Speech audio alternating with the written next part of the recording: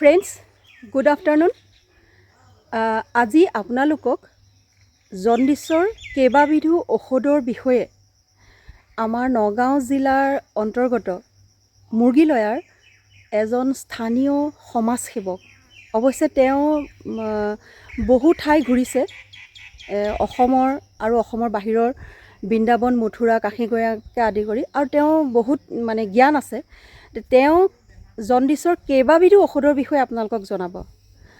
আপোনালোকে মোৰ ভিডিঅ'টো চাব। আজি মই তেখেতৰ ওচৰলৈ আহিছোঁ। ৰ'ব, মই এতিয়া তেখেতৰ ওচৰলৈ যাওঁ বাৰু। দাদা, আপুনি এইফালে আহক।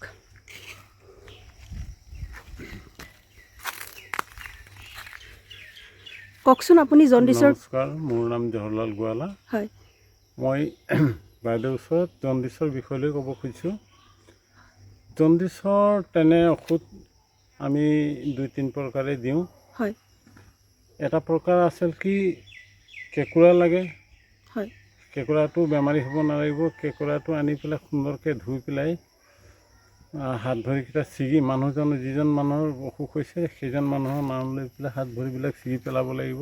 হয়, ছিগি পেলাই 50 গ্ৰামমান পানীত তিয়াই থ'ব লাগিব। লগতে উল্টাখৰ বুলি কওঁ আমি, উল্টাখৰ গছজোপা মই দেখুৱাই দিছোঁ। এইটো গছ, ইয়াত গুটি লাগিলে কাপোৰত লাগি যায় উল্টাকৈ।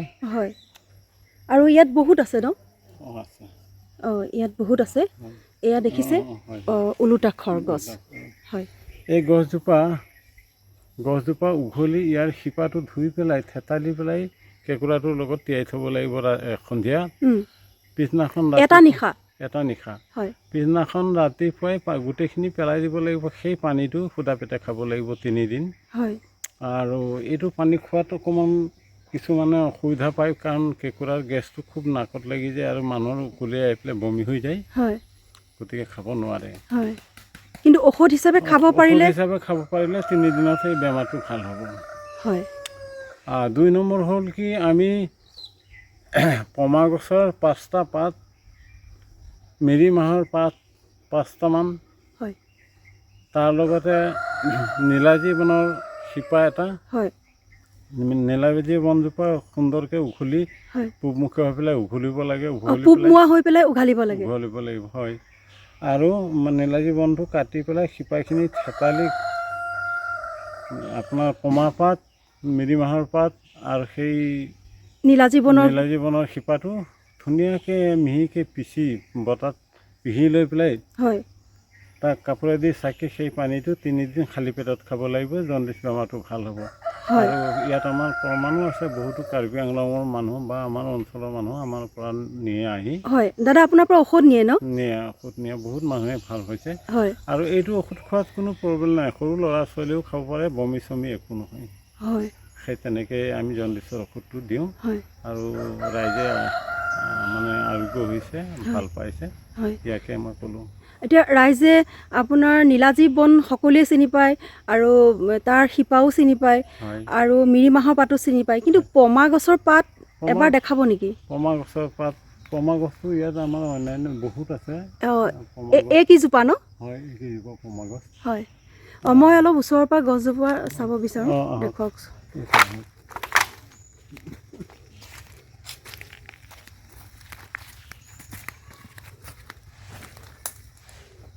এইজোপা পমা গছ। হয়, এয়া ফ্ৰেণ্ডছ, আপোনালোকে দেখিছেনে এইজোপা পমা গছ? হয়, ইয়াৰে এনেকৈ পাত 5টামান ছিগি ল'লে হ'ব। এনেকৈ পাত 5টামান ছিগি ল'ব লাগিব, ধুনীয়াকৈ ধুই আপোনাৰ মিৰি মাহৰ পাতৰ লগত মিহলাই নীলাজী বনৰ শিপা থেতালি পেলাই খালেই জণ্ডিছৰ বেমাৰটো ভাল। 3 দিন 3 পালি ৰাতিপুৱা খালে সুদা পেটত খাব লাগিব। হয়, হয়, ধন্যবাদ দাদা। লোকেশ্বৰ দা, আপুনি কওকচোন, জণ্ডিছৰ আপুনি এটা ভাল ঔষধ জানে বোলে, কওকচোন। নমস্কাৰ বাৰু। হয়, জণ্ডিছৰ হেৰি হ'ল কি, বেমাৰটো যিটো ওলকচু যে, ওলকচুটো যেতিয়া আনি পেলাই বস্তুটো বাকলি চাকলি ধুনীয়াকৈ গুচাই ধুই কৰি লৈ ৰাতি বইল কৰিব লাগে বস্তুটো। হয়, তাত এটা গৰৈ মাছ বাছি পেলাই ধুনীয়াকৈ পেলাই দিব লাগে।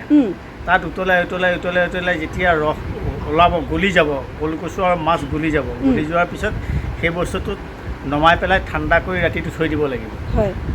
নমাই থৈ পেলাই পিছত তাৰ যিটো ৰস ওলাব, কচু আৰু মাছৰ যিটো ৰস ওলাব, গৰৈ মাছ এটাই দিব লাগিব, এসাঁজত এটাই দিব লাগিব। 3 দিন 3 পালিয়ে খাব লাগিব। 3 পালি যেতিয়া ঔষধটো খাব সেইটো ঔষধ হিচাপে খাব লাগিব, কিন্তু এনেই জেনেৰেলি খাব পাৰে। ঔষধ হিচাপে খাওঁতে মানে 3 দিন 3টা এটা গৰৈ মাছ দিব লাগিব তাত। দি পেলাই বস্তুটো ৰাতি থৈ দি ৰাতিপুৱা বস্তুটো চেকি ধুনীয়াকৈ বা কাপোৰ এখনত ধুনীয়া চাফা কাপোৰ এখনত দি চেকি পেলাই থৈ দিলে গিলাচ এটাত প্ৰায় এগিলাচ যেতিয়া ৰস ওলাব সেই গিলাচটো খালী পেটত ৰাতিপুৱা খাই দিব লাগে। ৰাতিপুৱা খালী পেটত খাই দিব। 3 দিন 3 পালি খালে জণ্ডিছ মানে জইনে মৰিলে। আৰু বিশেষকৈ ভাদ মাহত যে ওলকচু খায়, এই ভাদ মাহত আচলতে ওলকচুটো খায় যেনেকৈ তাৰমানে জণ্ডিছ আগৰ মানুহে সেইটো জণ্ডিছৰ দিনত যে খায় ভাদ মাহত খায়। এসাঁজ খায় কৰ্দৈটেঙাই, এসাঁজ খায় পুঠি মাছে, এসাঁজ খায় গৰৈ মাছে। এই 3টা দি খায় জণ্ডিছ বেমাৰটো নহ'বৰ কাৰণে একচুৱেলি খায় আৰু লিভাৰটো ঠাণ্ডা কৰি ৰাখিবৰ কাৰণে খায়। আচলতে ভাদ মাহত খোৱাৰ নিয়ম সেইটোহে। এতিয়া তাৰমানে প্ৰথম কচুটো খায় ভাদ মাহতে, বেলেগ কচু খোৱাৰ আগতে ভাদ মাহত ওলকচুটো খায় প্ৰথম, তাৰপিছতে বেলেগ কচু খায়। আৰু আজিকালি কিন্তু বহুতেই নাজানাকে ওলকচু খায়, কি বেমাৰৰ কাৰণে দৰকাৰ এনেই খায়, কিছুমানে হেৰিয়াৰ কাৰণে টেষ্টৰ কাৰণে খায়। কিন্তু যেতিয়া জণ্ডিছটো বেমাৰ হৈ থাকিব নহয়, নিমখ হালধি তেল মৰা চব বইলিঙে খাব লাগে। যদি এইবিলাক শুই থকা মানুহৰ যদি এইবিলাক নেবাচে জণ্ডিছটো ভাল কৰিব নোৱাৰে, লিভাৰ ফাংচনটো বেয়াই কৰিব লাগে। ঠিক আছে, ধন্যবাদ আপোনাক।